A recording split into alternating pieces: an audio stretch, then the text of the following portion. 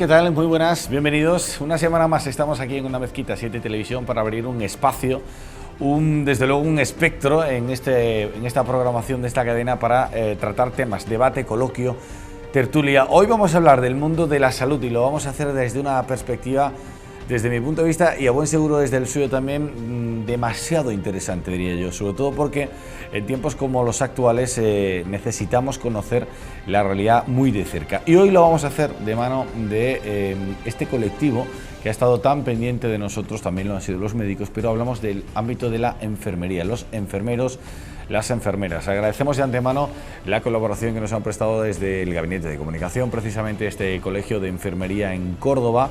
Hoy vamos a cubrir este espacio hablando con ellos, con personas que han estado muy de cerca de una realidad, que siguen muy de cerca de una realidad sanitaria. Vamos a ir sin más dilación a presentar a nuestros invitados aquí con nosotros. El primero a mi izquierda, a la derecha en sus pantallas, y enseguida lo van a ver, es Rafael González. ¿Qué tal, Rafael? Muy buenas. Hola, muy buenas, gracias por la invitación. Gracias por estar aquí. Él es enfermero de la UCI, del Hospital Universitario Reina Sofía de Córdoba. Correcto. Desde luego sé que tenéis mucho trabajo. Mucho. Ahora nos contarás cómo lo estáis viendo ahí, pero de antemano gracias por estar aquí. Gracias por la invitación. A mi derecha, a la izquierda en sus pantallas, enseguida la van a ver también, tenemos a su compañera Rocío Valverde. ¿Qué tal, Rocío? Muy buenas. Muy buenas, muchísimas gracias. Bueno, te voy a dar la enhorabuena porque creo que además has recibido un premio de investigación del Colegio de Enfermería, que ya tiene su mérito de por sí. En estos tiempos, tú me dirás cómo lo has hecho y cómo te ha dado tiempo a presentar ese trabajo. Gracias por estar aquí. Muchísimas gracias. Tú has estado en la UCI, la UBI, ¿no? Pero ahora estás en quirófano, ¿no? Sí, he estado en el 061, en la UCI, ahora estoy en quirófano. Bueno, pues un placer tenerte con nosotros. Muchas gracias.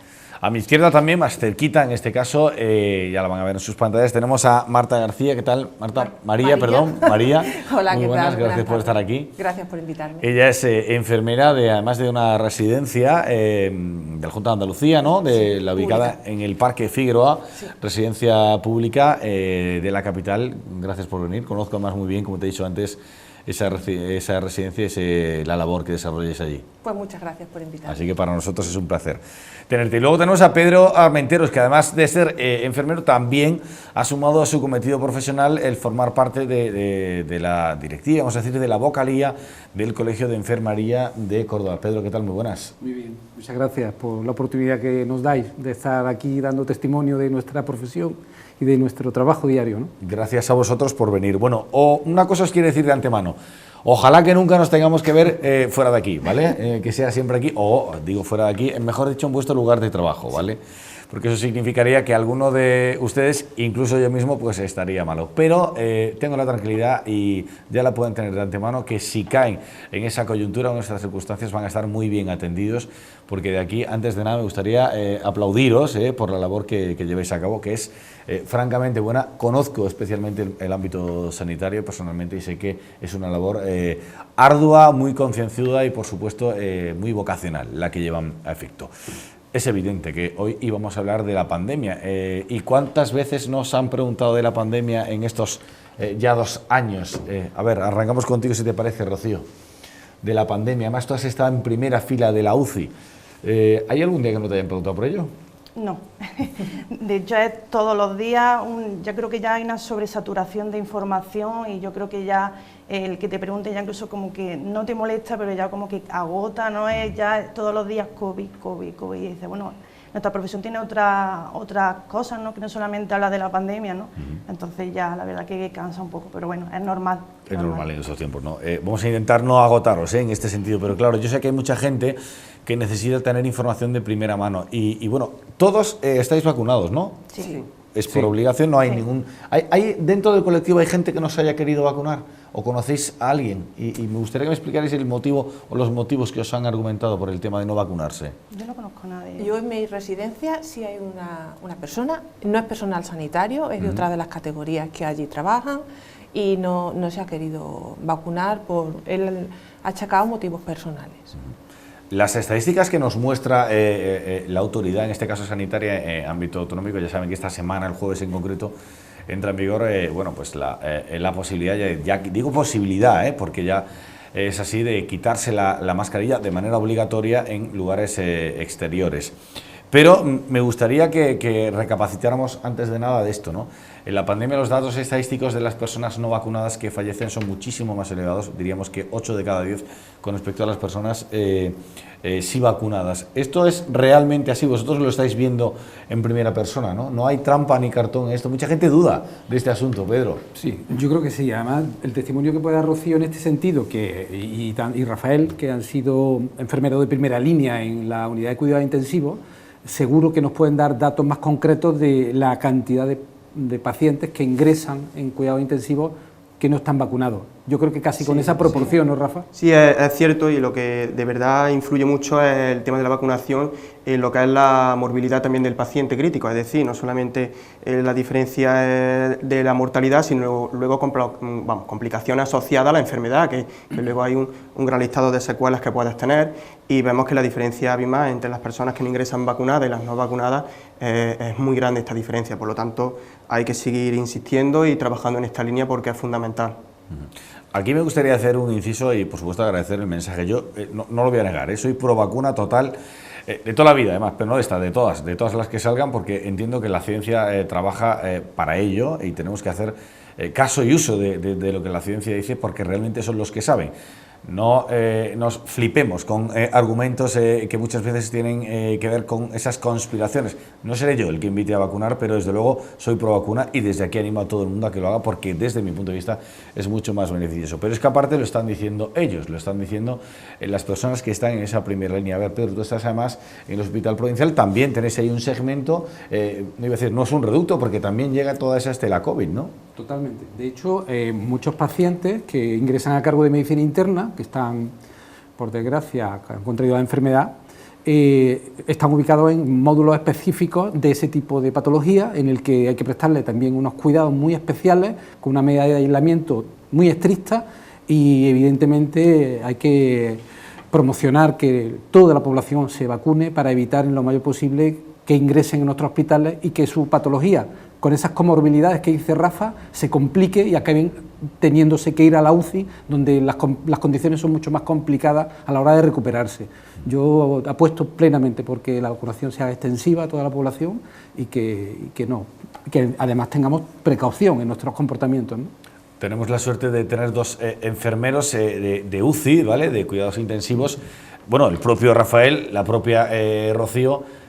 Los cuadros que os encontráis, estamos hablando de COVID, pero luego me gustaría hablar un poco de la profesión en general, ¿no? Pero los cuadros que os encontráis por culpa o como consecuencia del COVID realmente son mucho más dificultosos de recuperación que otro tipo de pacientes. Todo esto hay que trasladarlo, yo creo que a nivel individual, ¿no? Depende del paciente, nos vamos a encontrar cuadros donde la enfermedad evoluciona de una manera u otra, ¿no? Sí es verdad que estamos viendo un grupo muy delicado de la población, que son aquella población que se encuentra inmunodeprimida, ¿no? O pacientes que se encuentran a lo mejor en otro tipo de situación, a lo mejor algo tipo oncológico, no solamente tratamientos de quimioterapia, ¿no? Donde vemos que la enfermedad hacen que evolucionen de forma un poquito más desfavorable, ¿no? Por eso digo que tenemos que trabajar en esta línea de pro-vacunación, porque no solamente estamos como agrediendo de manera indirecta a estas personas, porque podemos servir de vector de transmisión, podemos hacer de otras muchas cosas, y bueno, en principio hay que proteger a este grupo poblacional, ¿no? que yo creo que es un grupo muy vulnerable y muy débil, ¿no? Entonces, sí es verdad que en este tipo de población suele aparecer más complicaciones, ¿no? ¿En qué ha cambiado la vida del ámbito, el sector de la enfermería con respecto a antes del COVID? ¿Os ha cambiado mucho la vida? ¿La vida con respecto al profesionalmente o personalmente? Sí, a la forma de abordar pacientes.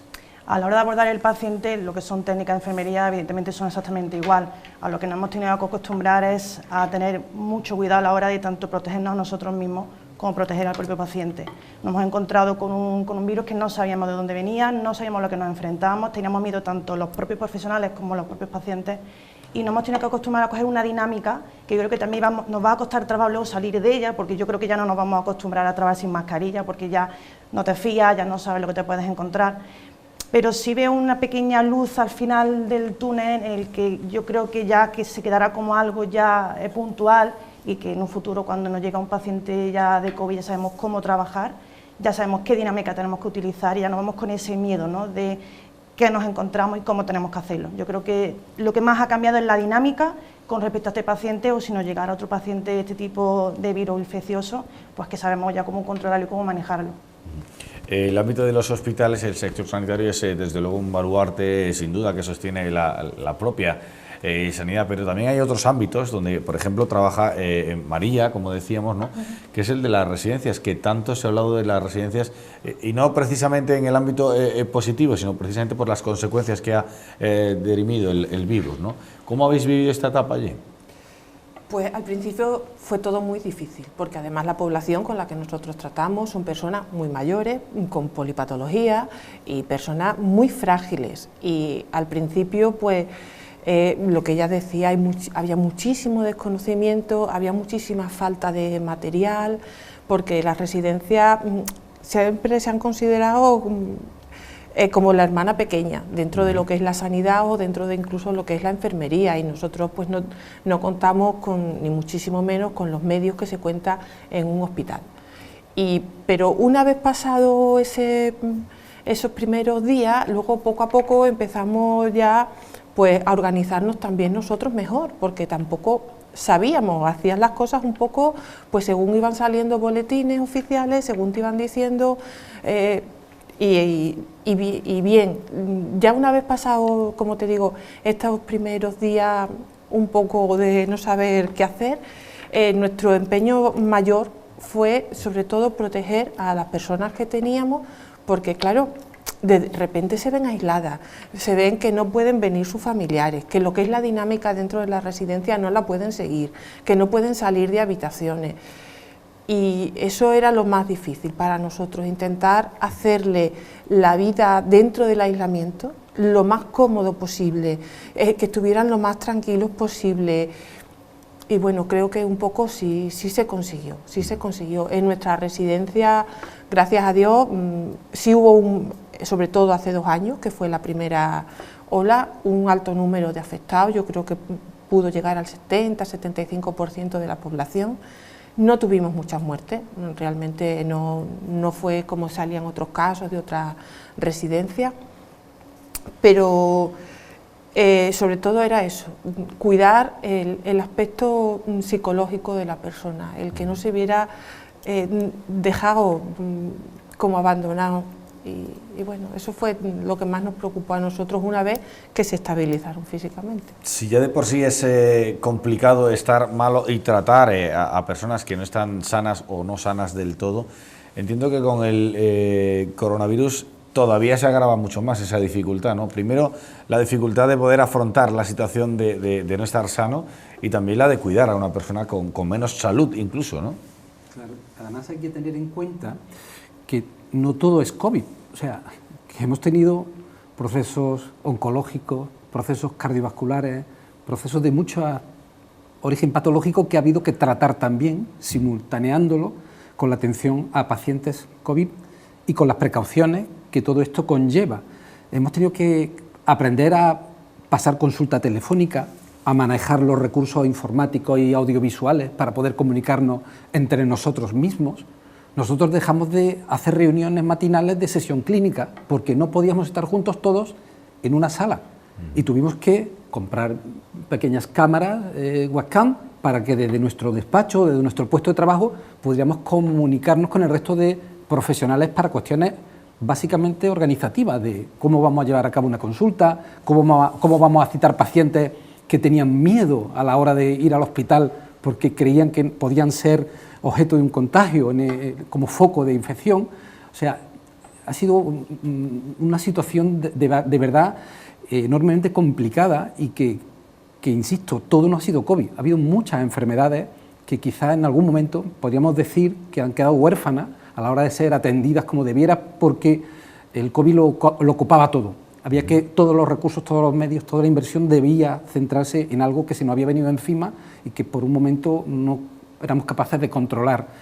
Y en torno hay un poco eso, el mea culpa, porque aunque hemos querido, a veces nos ha sido difícil poder llegar a toda la población con toda esa patología que presentaban, que no era solo COVID. En este margen coyuntural, contextual, ¿Vosotros consideráis que realmente estamos preparados para algo así?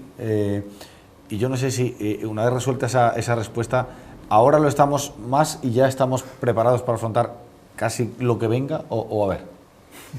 Venga, Rafa. Bueno, yo creo que no estábamos preparados y eso era algo clave, ¿no? Contábamos con quizá la mejor sanidad a nivel mundial, ¿no? Y llega esta enfermedad y pone en relevancia todos los aspectos débiles que tenemos actualmente. Sí es verdad que a mí me gustaría que se aprendiera de todo el proceso, ¿vale? Y después de 2 años creo que quedan muchos matices en los que debemos sentarnos, reflexionar y ver qué es lo que podemos mejorar, ¿vale? Es cierto que sabemos ahora hacer frente a dicha enfermedad, pero creo que si volviera a tener lugar algo como lo que está pasando ahora mismo, creo que íbamos a tropezar otra vez en la misma piedra, ¿vale? Y con esto hablo de cara a reforzar plantillas de enfermería, a cara de especialización de las especialidades de enfermería, todo eso, todos los defectos que hemos ido encontrando en el sistema, espero que esto nos sirva para sentarnos y ver en qué podemos mejorar, ¿no? Porque sí es verdad que queda mucho trabajo delante. Estamos más preparados ahora que antes, pero del todo preparados no estamos, ¿no? ¿O sí? No, a ver. Yo creo que no. Yo creo que efectivamente si ocurriera otra vez lo mismo que otra pandemia similar a esta, pues sí estaríamos preparados. Pero otro tipo de enfermedad así genérica, yo creo que no. Que debemos aprender mucho que a pesar de todo lo malo, yo creo que la pandemia esta también nos ha traído cosas buenas, porque hemos aprendido. Hemos aprendido no solo nosotros como sanitarios, sino también la población, a intentar pues cuidarte a ti mismo y cuidar a los que te rodean, a los demás, pero que esto sea el punto de partida para seguir aprendiendo por posibles pandemias futuras que pudieran venir. Yo creo que sí. Hemos aprendido, estamos más preparados, no del todo, pero es un buen momento, ¿no?, para recapacitar un poco. Lo decía Rafa, como decía que me decía esta mañana que le dijéramos, hay que hacer reclamaciones, ¿no? Hay que reclamar a la gente que si queremos una sanidad, desde luego, en la línea de la excepcionalidad, esos servicios que todos consideramos que teníamos, hay que invertir, hay que tener recursos. ¿Y dónde hay que dirigirlos? ¿Es solo personal? ¿Es más formación? ¿Cómo lo veis? Un poco de todo. Yo también creo que, como decía mi compañero Rafa, también hay que un poco llevar a cabo que haya más especialidades de enfermería, sobre todo a nivel del paciente crítico de UCI urgencia. Se necesita muchísimo una especialidad de enfermería de urgencia. Yo creo que se ha demostrado que hace falta, sobre todo el tema de la formación, ¿no? Y yo creo que los recursos se deben de repartir un poco entre aumentar la plantilla de personal, formación para ese personal, sobre todo también con especialidades de enfermería que son necesarias. De alguna manera, todo esto también influye en la propia situación que vive el sector de la enfermería.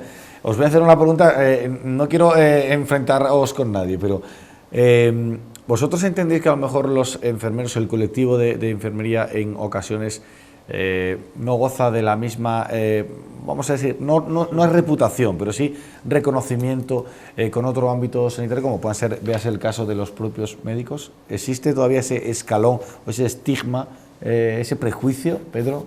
Yo creo que recientemente el Colegio Oficial de Enfermería de Córdoba ha hecho una encuesta a nivel de población general en el que se ha puesto de manifiesto que el colectivo sanitario mejor valorado por la profesión precisamente ha sido el enfermero, con una nota de un 9,03, un 0,7 o algo así, o sea, una nota altísima por encima de esos otros colectivos que menciona, y demostrando una vez más que la enfermería es la profesión sanitaria más próxima a la población y que mejor nos reconoce como que podemos prestarle ayuda y cuidados, ¿no?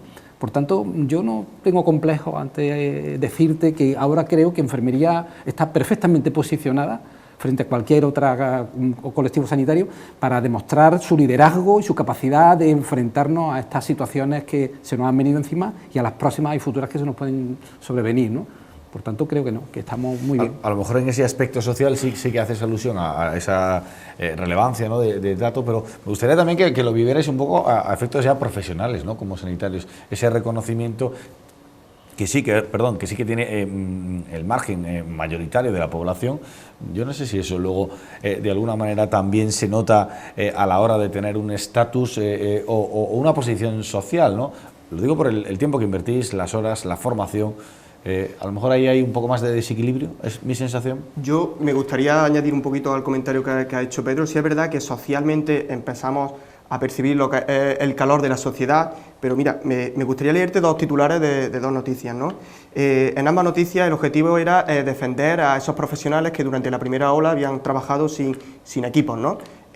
Aquella primera denuncia que hace el Colegio de Médicos en Alicante, en Valencia, bueno, pues el juzgado indemniza a todos los médicos por trabajar desprotegidos, ¿no? Y hace una semana... En Madrid incluso también ha ocurrido. Leo una noticia que de un juzgado de aquí de Andalucía, ¿vale? Donde el juez dice que no ve responsabilidad por dejar sin protección a los sanitarios, a la enfermería, fundamentalmente a TECAES, celadores y todo este colectivo durante la primera ola del COVID, que incluso estamos obligados, entre comillas, a sacrificar nuestra vida, ¿no? Y yo ese día, aquella noche, sin dormir toda la noche, ¿no? Porque digo, ¿cómo puede ser esto verdad? Y yo de verdad que me considero una enfermera con vocación, ¿no? Yo soy una enfermera muy vocacional, pero aparte de enfermera vocacional, soy hermano de, hijo de o padre de, como lo podemos ser todos, ¿no?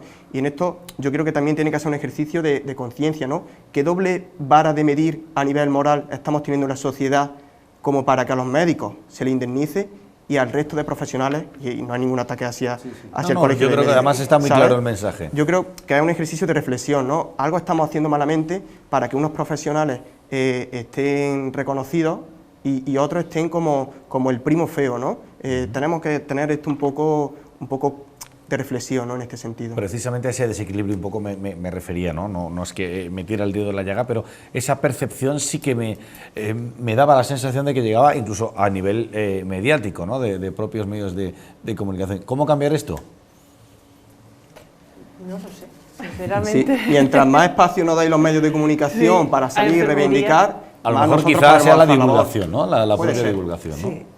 Habitualmente siempre lo que ha comentado Rafa, habitualmente siempre a quien se le pide opinión por parte de los medios de comunicación es a los médicos y muchas veces dejando atrás a enfermería, que muchas veces también podemos aportar datos valiosos del tema que se esté hablando y también las experiencias profesionales, porque al fin de cuentas enfermería es la que más horas pasa también, bueno, a pie de cama con el enfermo, con los familiares. Muchas veces el enfermo no entiende bien qué es lo que le ha dicho el médico y tiene más confianza a la hora de preguntarle al enfermero qué es lo que ha querido decir, me quedará mucho. Yo creo que sí. La experiencia nuestra, por ejemplo, en la residencia, que ese ámbito es muy distinto al que vosotros tenéis en hospital, ¿no? Realmente los familiares siempre llaman a enfermería para preguntar por la evolución de su padre, de su tío, siempre ya hablan con enfermería, salvo ya en casos muy, muy puntuales, sobre todo de una enfermedad excesivamente o de un punto de la vida de esa persona que esté excesivamente enfermo, se habla con el médico, si no siempre llaman a enfermería. Hablamos de alguna manera de reconocimiento, íbamos a decir, pero me gustaría también a nivel de competencias, si es relevante también que se puedan asumir más competencias desde vuestro sector, vuestro gremio, a tenor de vuestra experiencia, a tenor de la dedicación, del tiempo, de esa proxemia que tenéis con los pacientes. ¿Es importante también? Fundamental. Rocío puede dar un testimonio en ese sentido porque enfermería no puede ser chicos para todo. O sea, yo acabo mi diplomatura, en nuestro caso, los más antiguos y los que son graduados, los más modernos, y no podemos ser especialistas de todo, no podemos saber de todo. O sea, no ocurre en otras profesiones sanitarias, como sabéis, se sectorizan en especialidades y ella es experta enfermera de UCI y de repente pues pasa a ser experta enfermera de área quirúrgica. Y lamentablemente eso no puede ser. Por tanto, como ya decía antes, tenemos que reivindicar las especialidades.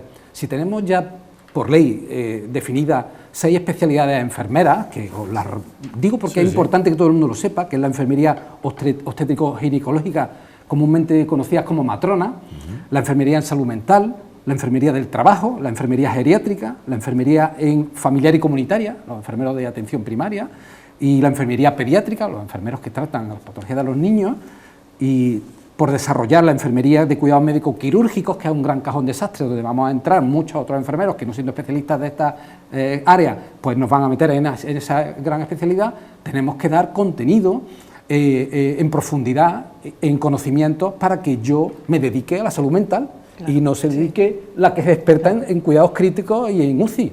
Por lo que vamos a desarrollar lo que ya está escrito, la legislación que está en nuestras manos, y a partir de ahí pues vamos a seguir avanzando y a dar los mejores cuidados, los cuidados de mayor calidad, que te puede dar un enfermero especialista. Yo creo que esa debe ser una de nuestras principales reivindicaciones. Claro. Es entonces, Rocío, un buen momento para una reorganización de todo esto. Sí, es fundamental. Una oportunidad. Una oportunidad de reivindicar lo que necesitamos, especialidades de enfermería. Yo salgo de la carrera y en otras profesiones, como puede ser en medicina, tú tienes especialidades de todo tipo. Tú sales de la carrera y sales que tienes que saber de todo. Te dan un contrato en reuma como si te lo dan en urgencia, en quirófano, en UCI, y tienes que entrar sabiendo de todo. Y eso no puede ser. Eso también en qué repercute, en el beneficio y perjuicio del paciente. Yo no puedo saber, yo tengo la especialidad, me he formado con máster, cursos, expertos y demás de cuidados críticos, y yo no puedo mejor tratar de la misma manera a un paciente de nefrología, de urología, de traumatología con paciente de UCI. Claro. Entonces eso también repercute en el propio paciente. No es lo mismo que te trate un enfermero, que todo lo vamos a hacer estupendamente, pero el bagaje que tú tienes tanto de formación como de experiencia no es la misma que una persona que nunca ha trabajado en ese servicio. Entonces yo creo que es fundamental reivindicar las especialidades de enfermería, son fundamentales. Sí. ¿Dónde está la punta para que esto se empiece a mover? O no sé si ya está en marcha. Nosotros lo que hemos visto es la punta del iceberg, ¿no? Hemos visto que hemos mandado, por ejemplo, por lo que a mí me toca, ¿no?, a unidades de cuidados intensivos a enfermeras que no habían recibido formación previa. Y esto es como si yo visto te pregunto, ¿tienes o necesitaría, por ejemplo, un trasplante de corazón, ¿no?, y tienes 2 médicos, los 2 han estudiado medicina, pero tiene un cirujano cardiovascular, que es el que habitualmente hace este proceso, y un traumatólogo. ¿Con cuáles de los 2 quieres operarte? Es evidente que cogería. Es evidente, ¿no? Pues pasa exactamente lo mismo. La extrapolación es la misma. Es decir, todos hemos estudiado enfermería, pero evidentemente todos no estamos igual de capacitados si no hemos recibido formación previa. Y ahora, en ese cajón desastre que Pedro comentaba antes, no existe esta especialidad, mientras que en otros países está reconocida internacionalmente, ¿no? Entonces nosotros tenemos que ver hacia dónde queremos dirigir esto, porque la diferencia es entre dar unos cuidados suficientes o unos cuidados de calidad. Y la diferencia entre dar unos cuidados de calidad y unos cuidados suficientes repercute en un resultado de calidad de salud para el enfermo, ¿no? Entonces yo lo que persigo o busco obtener los máximos cuidados en términos de calidad. Entonces es fundamental, y esto es algo que tenemos que trabajar y trabajar, porque no hay otra opción, porque el cajón desastre del que habla Pedro, eso requiere mucha organización. Todo forma parte de la base, de la propia formación, de estructurar los contenidos, las subespecialidades, podríamos decir, o las especialidades dentro de la enfermería, o hay otros caminos. No, otra cosa que quería añadir, que no solamente es el reconocimiento, porque si yo reconozco la especialidad y luego no pongo en marcha lo que sería una bolsa de trabajo para dar utilidad a esa especialidad, claro, estoy en las mismas. Yo necesito que en esta especialidad a lo mejor me tire 2 años estudiando, practicando, aprendiendo, todo lo que requiere, pero luego necesito que el sistema me contrate a través de esa especialidad, porque si el sistema no requiere esa contratación, pues en términos de resultados estamos en las mismas, ¿vale? Y no es una cosa que nosotros busquemos enfermería para ganar más dinero, es una cosa para recibir la formación adecuada, para que luego cuando nos tengamos que hacer frente a un problema no nos encontremos que existen muchos más problemas, ¿no? No sé si me expreso con... Sí, totalmente, vamos, además creo que es un mensaje más que evidente, ¿no? Y que bueno, que habla precisamente de la situación, ¿no? Que es lo que quería también fijar, ¿no? Siempre hablamos en este programa de poder dibujar un mapa o hacer precisamente un propio dibujo de cada uno de los perfiles, ¿no? Hablando de eso, de los propios perfiles de hoy en día en el ámbito sanitario dentro del mundo de la enfermería, cambian mucho los perfiles que hoy acceden a esta profesión, y la demanda, como bien decís, también ha cambiado, ¿no? Pero hay reclamo para ello, hay lugares, y lo digo no solo aquí, sino en el exterior, o al final, a lo mejor vosotros porque lo tenéis orientado, pero no sé si os ha pasado por la cabeza el tener que migrar a otros países, donde hay a lo mejor más especialidad o más reconocimiento. Yo afortunadamente no he tenido la necesidad de tener que irme fuera. Yo afortunadamente desde que terminé la carrera, a mí no me ha faltado el trabajo aquí en Andalucía. Sí que es verdad que estuve empezando varios años primero fuera de Córdoba, tuve que trabajar en Málaga, pero yo luego no he tenido problemas con respecto al trabajo aquí en Córdoba. Sí que es verdad que hemos tenido un problema con esta pandemia, pero como ha dicho antes también mi compañera María, también hemos sacado cosas buenas de esto, y yo creo que esto también ha dado un salto, ¿no?, para poder tener más contratación y para demostrar que hay que dar muchos más contratos de trabajo y darle una oportunidad a la gente para que tenga un puesto de trabajo. Entonces yo creo que a mí no me ha hecho falta, gracias a Dios, tener que ir a ningún sitio, pero si algún día me hiciera falta, pues me tendría que ir. Pero a día de hoy no me hace falta y espero que siga sin hacerme falta, y la verdad que da alegría ver que hay cada vez más contratos, que cada vez se hacen más contratos, y aún así se deberían hacer muchos más contratos para cumplir esa ratio, ¿no?, enfermera-paciente, que es fundamental. Sé que esos datos también en el colegio, Pedro, los manejáis, ¿no? ¿Se va ahora menos la gente que antes, una vez formada en nuestro país? Ahora con la pandemia no, pero hemos tenido, yo en mi ya dilatada trayectoria profesional, he vivido épocas en las que muchos compañeros coetáneos que han tenido que ir a Londres, y todos conoceréis compañeros que han ido a Gran Bretaña a trabajar, a Portugal y a países como Alemania o Francia, donde había mejores oportunidades de trabajo, tanto en cantidad de trabajo como en calidad de trabajo, como en remuneración incluso. Por lo que esa inmigración de profesionales también la hemos sufrido, la hemos pagado ahora, cuando hemos visto que tirando de las bolsas de empleo se nos han quedado a cero. Yo pocas veces en mi trayectoria he encontrado que no había profesional de enfermería en paro, y había que incluso ofrecer a personas que estaban en otras instituciones duplicidad en el puesto de trabajo, porque no había quien atendiera a estos pacientes. Por lo que yo me iría también al origen, me iría a las facultades, a la universidad donde se forman estos enfermeros, donde el número actual ronda los 100, 120 profesionales, y habrá que plantearse, igual que en otros estamentos sanitarios, incrementar el número de matriculados en esta profesión enfermera, porque el futuro está claro que va a necesitar de... Lo dices porque dudáis de que esa tasa de reposición ya natural se lleve a efecto en la práctica con el número de población que hay hoy en día. Efectivamente. Entiendo, ¿no? Y luego que ya vamos siendo... enfermería es una profesión joven, llevamos desde el año, como universitario, desde el año 77, yo empecé en el año 82, hace ya 40 años. Rondamos los 60, un gran número de profesionales que probablemente en poco tiempo nos tendremos que jubilar por cuestiones cronológicas de la edad.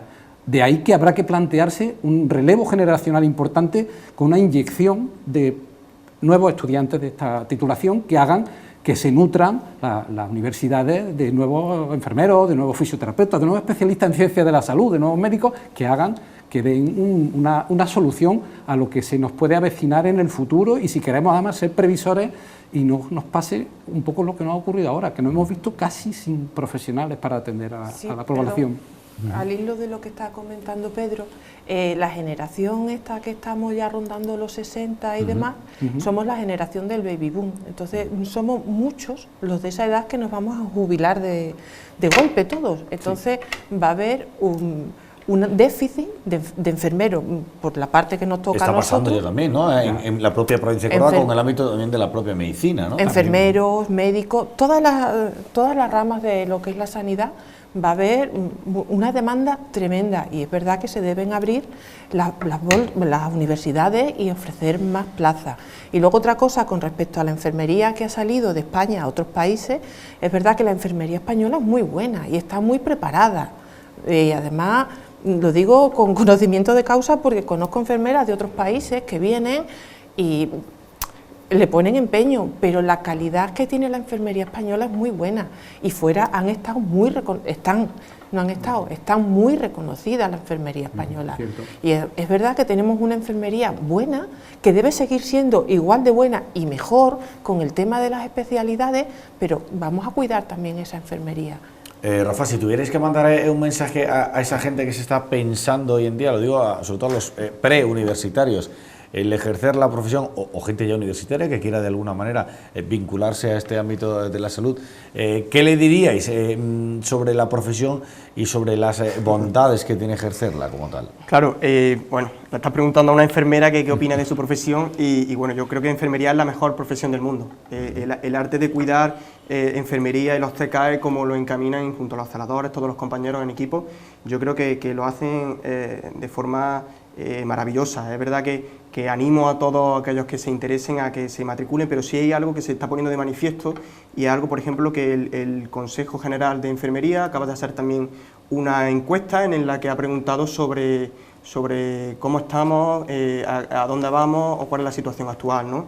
Y el 85% justamente, Pedro, el 85% de los encuestados dicen que sufren un proceso de una enfermedad mental, ¿no? Algún tipo, ¿no? Ya sea estrés, ya sea insomnio o alguna baja por depresión incluso. Es decir, esto, el 85% de los profesionales sanitarios, es decir, tenemos que sentarnos también y decir, oye, algo está pasando, claro. Porque si los que nos estamos dedicando a cuidar estamos enfermos, no vamos a cuidar con calidad, ¿vale?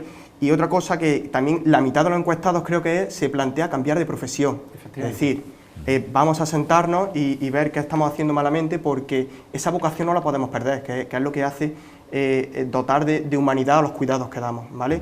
Algo que yo creo que tenemos que luchar para no perder, convencer a las nuevas generaciones de que enfermería es una profesión maravillosa, que deberíamos de estar a lo mejor un poquito mejor premiados por lo que es la administración, y a partir de ahora todos debemos de trabajar para ello, y fomentar, ¿no? Fomentar ese espíritu vocacional, ¿vale? Yo creo que es la primera línea de trabajo.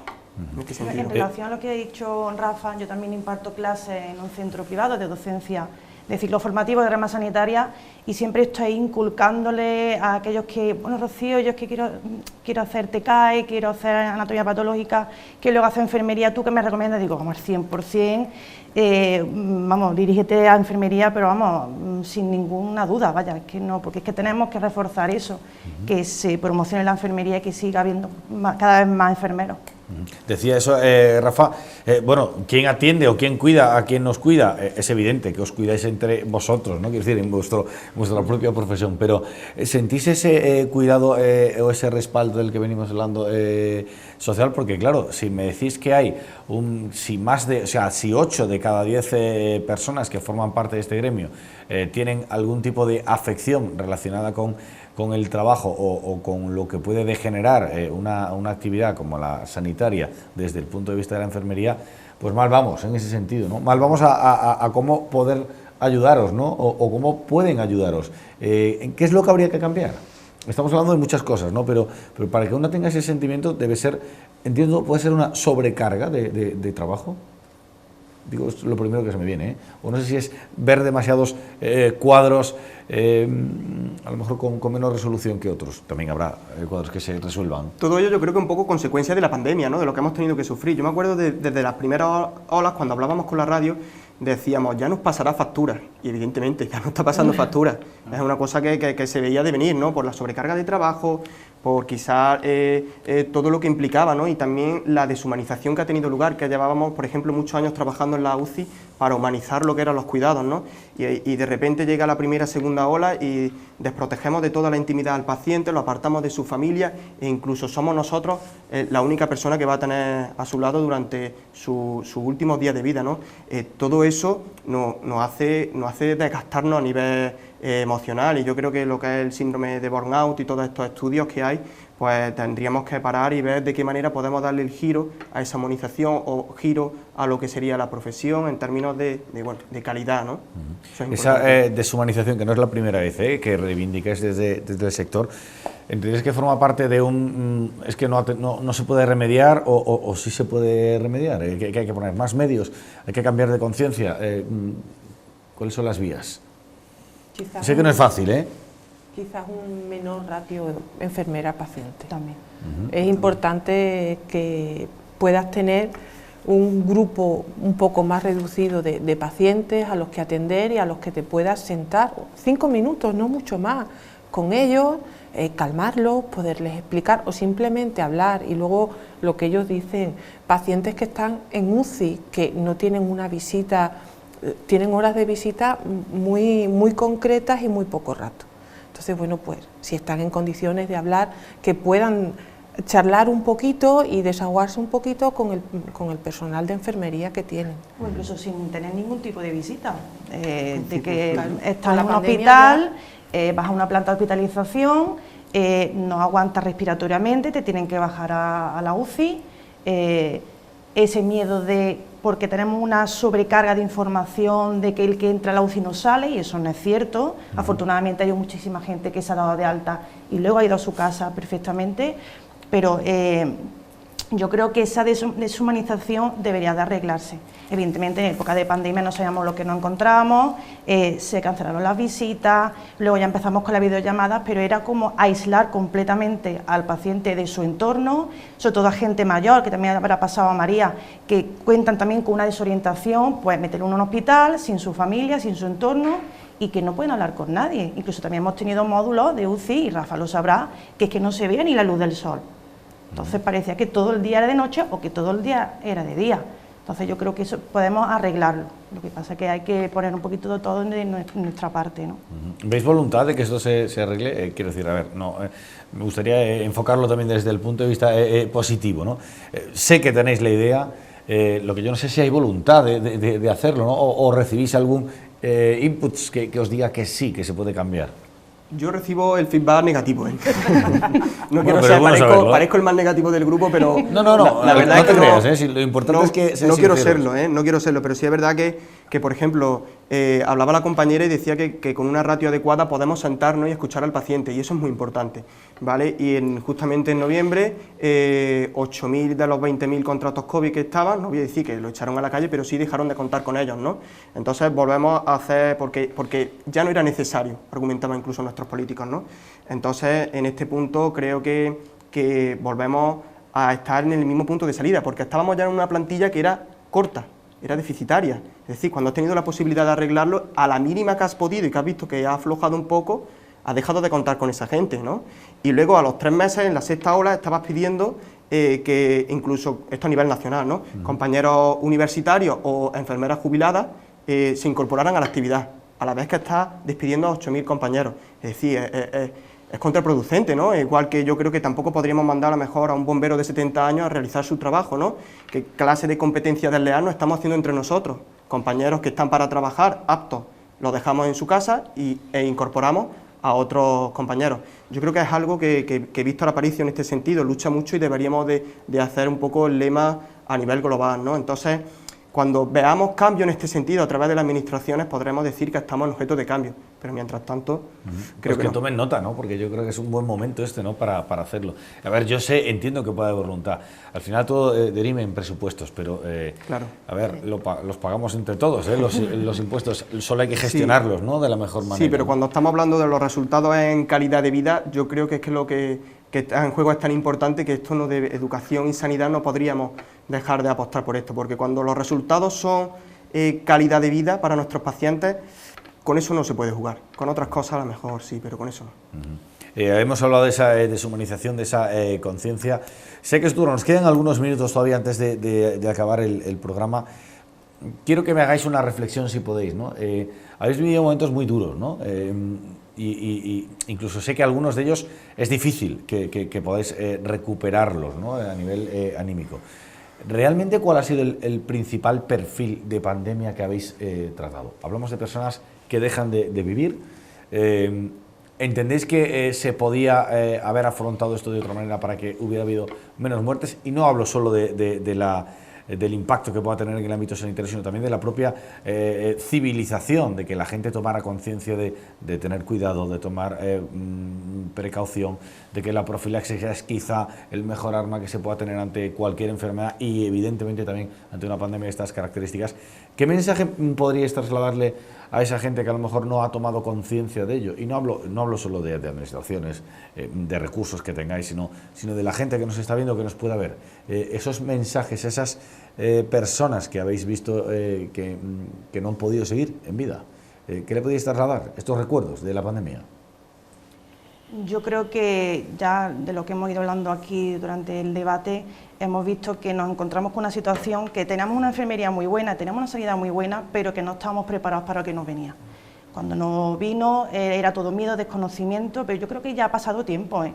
Yo creo que ya estamos bastante informados. ¿Os da miedo que la gente se olvide esto? Sí, de hecho lo estoy diciendo por eso, porque yo pienso que la gente cree que esto ya ha terminado, que ya no hay pandemia, que el virus ya se ha ido, ya no va a volver, Y yo creo que no deberíamos de olvidarnos que esto sigue y que debemos de continuar. Y ya no solamente eso, sino reforzarnos cuando esto baje más y consigamos que en un futuro esto mejore, para que si nos viene otra, tengamos personal formado, tengamos contratación y la gente esté concienciada.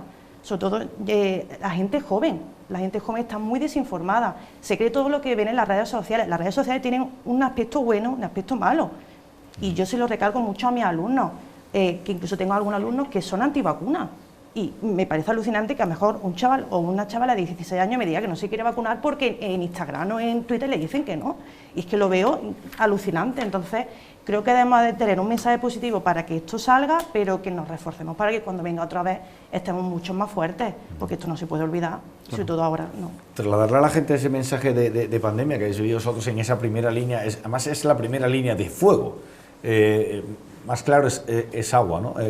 Esas historias que habéis vivido en lo personal también, que os han influido también a vosotros, ¿no?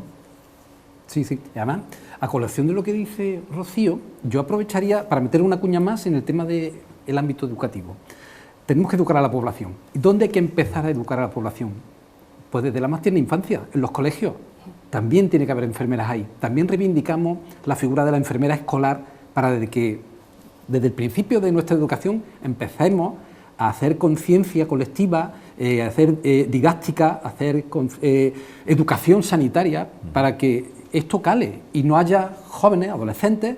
Cuando preguntaba antes si tenemos miedo de que esto se olvide y que vuelvan mucha gente a hacer de su capa un sayo, disculpa la expresión, es que durante la pandemia hemos vivido etapas en las que la gente vivía previa a la Navidad, hemos vivido situaciones de festividad a tope y previos al verano. O sea, cuando ha descendido la curva de la ola, ya hemos vivido como la gente tiene memoria de pez muy corta y olvidaban todo lo que se estaba pasando, donde aún había personas en la UCI, muchas semanas, muchos meses ingresados, viviendo las consecuencias de esa segunda, tercera ola, que fueron terribles, ¿no? Hace un año concretamente tuvimos un pico enorme y permanecieron mucha gente ingresada y muchas personas habían olvidado que eso había sido una realidad hasta hace unos días, ¿no? Por lo que creo, y vuelvo a reivindicar la figura de una enfermera ya desde ese punto de la educación de las personas, que es los colegios y la enfermería escolar, ¿no? Claro, porque es lo que decía Rafa, en la UCI hemos vivido con pacientes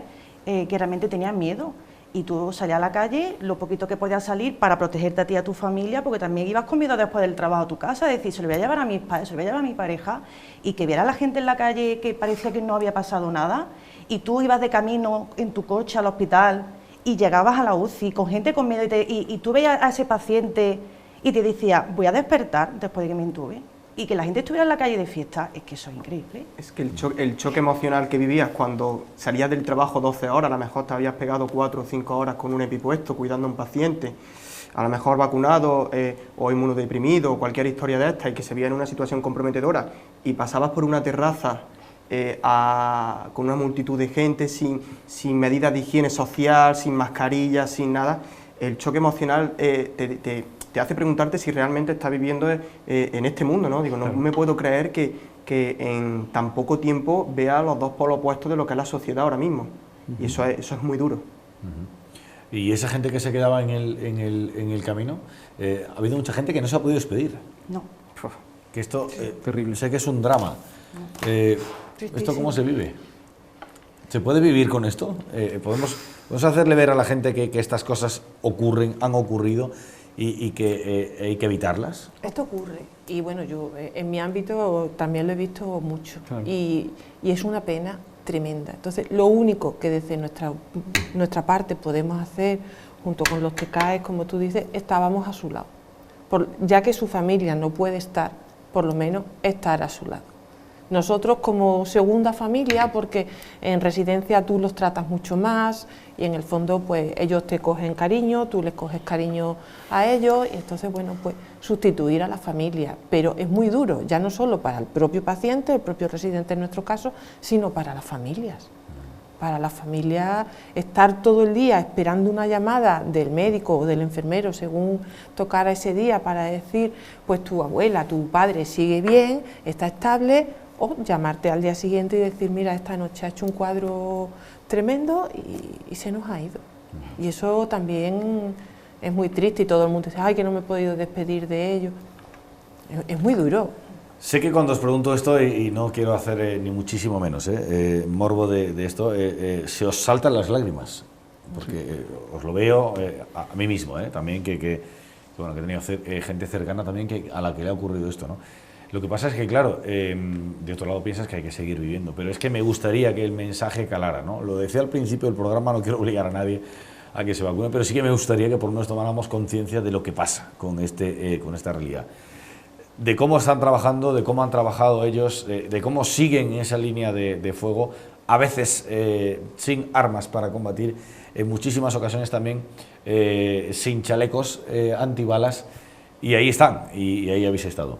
¿Algún último mensaje que queráis trasladar desde aquí, antes de acabar? Yo simplemente que no nos olvidemos de que esto no ha terminado, que la población se conciencie de que esto sigue, que tenemos que cuidarnos, que tenemos también que intentar contrastar la información y no creernos todo lo que nos dicen, sino que intentar consultar a nuestro enfermero de confianza, a nuestro TCAE de confianza, a nuestro médico de confianza, para contrastar esa información, reivindicar que la enfermería sigue ahí, que es una profesión que estamos siempre a pie de pacientes, y reivindicar esas especialidades y que sigamos formándonos y que esto no va a acabar aquí, que tenemos que seguir reforzando todo lo que hacemos.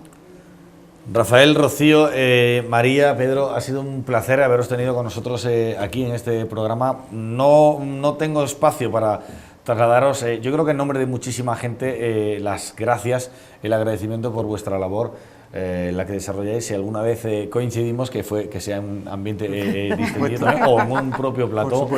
En cualquier caso, si me toca, bueno, pues confío mucho en vosotros, igual que cuando uno se monta en el avión, ¿no? Gracias por estar aquí. Gracias a vosotros. Tengáis mucha suerte, que siga acompañando la salud, ¿vale? La propia y también la de vuestros familiares. Gracias por haber venido. Muchas gracias. Gracias. Venga, gracias a todos. Gracias también desde aquí, insisto, a Hipólito, por cierto, Colegio Oficial de Enfermería de Córdoba, la labor también de poder hacer que contemos hoy estas historias en este programa. Ha sido un placer acompañarles en este tiempo de televisión. Volveremos, por supuesto, con otros ámbitos para hablar de otros asuntos aquí en este programa. Hasta entonces, como siempre decimos, procuren ser felices. Adiós.